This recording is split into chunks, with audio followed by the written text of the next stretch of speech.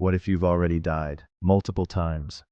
And every time it happened, your consciousness quietly slipped into the nearest parallel reality where you survived. No memory of dying, no awareness of the jump, just continued like nothing happened. This is continuity failure theory, the idea that your consciousness operates like a server. When your primary reality encounters a catastrophic, unsurvivable event, a car crash you shouldn't have walked away from, a diagnosis that should have killed you, a close call that defied all logic, your timeline fails, and your consciousness automatically transfers to the closest parallel reality where you survived. Think about the moments in your life that shouldn't have gone the way they did. The accident you walked away from, the illness that resolved itself, the moment where everything should have ended, but somehow didn't. Continuity failure theory says those weren't lucky breaks, those were transfers. Your primary timeline ended, you just woke up in the backup.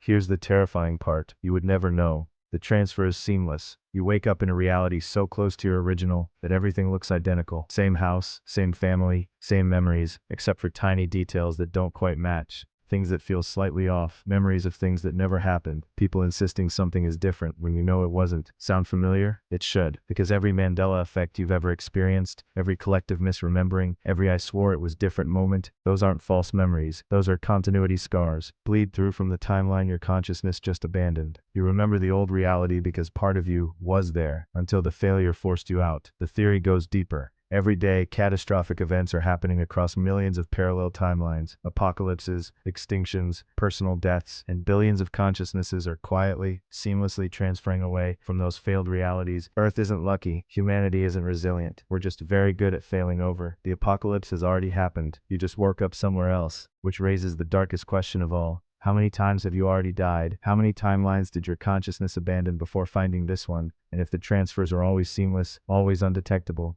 is there any way to know you're still in your original reality? Or have you been jumping so long that the original is gone and completely forgotten? Physicists actually have a name for this: quantum immortality, the theory that consciousness cannot experience its own death, it can only experience survival. No matter what happens, you always wake up in the timeline where you made it, which means you are, by definition, immortal. You just don't get to choose which reality you wake up in, or what's different when you get there.